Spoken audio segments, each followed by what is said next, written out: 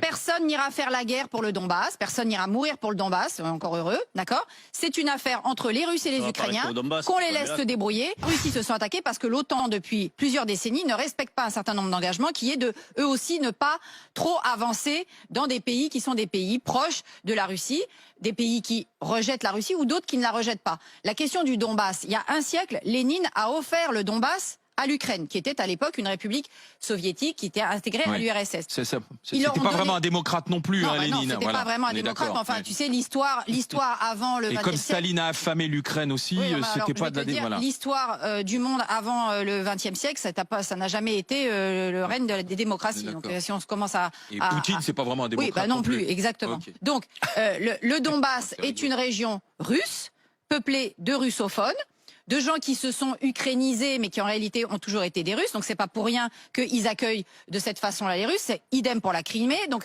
c'est des régions qui ont toujours été des régions de culture russe, sous influence russe. Donc aujourd'hui, Poutine, qui est un très grand joueur d'échecs et qui est face à des, excusez-moi de le dire, à des rigolos en face, hein, parce que alors Biden, on a envie de mourir de rire, les Européens, il n'y en a pas un qui pense pareil. Donc de toute façon, Poutine aujourd'hui est en position de force.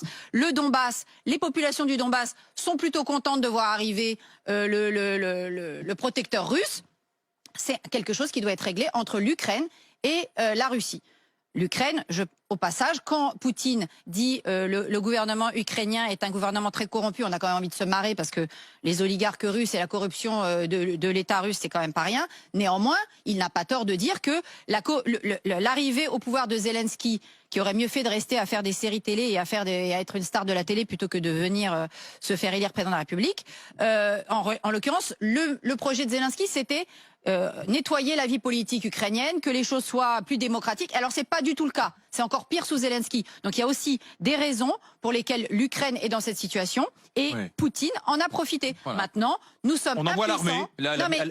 Nous sommes impuissants. Personne n'ira faire la guerre pour le Donbass. Personne n'ira mourir pour le Donbass. Encore heureux, d'accord? C'est une affaire entre les Russes et les Ukrainiens. Qu'on les laisse se débrouiller. L'Ukraine n'ira pas dans l'OTAN. L'OTAN ne prendra pas le risque de faire entrer l'Ukraine dans l'OTAN.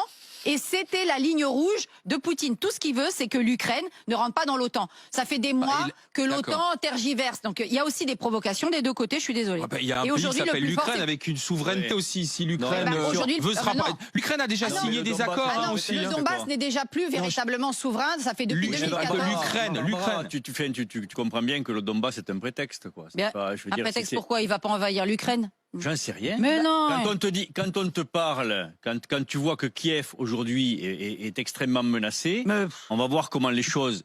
Enfin, moi, tu m'excuseras, mais j'ai 57 ans, je me souviens de la Pologne, quoi. Hein? Je me souviens de micro. Je me souviens de. Non mais Staline, Hitler, on n'est pas à l'époque de Staline et Hitler. Mais non, mais il y a quelques années, et ça n'a pas changé. Tu as raison de dire que Poutine est un ancien du KGB. Mais enfin, il y a eu la Hongrie, il y a eu la Tchécoslovaquie, il y a eu la Pologne, etc. Et ça peut recommencer. Donc il peut très bien avoir dans l'expansionnisme, il peut très bien prendre l'Ukraine.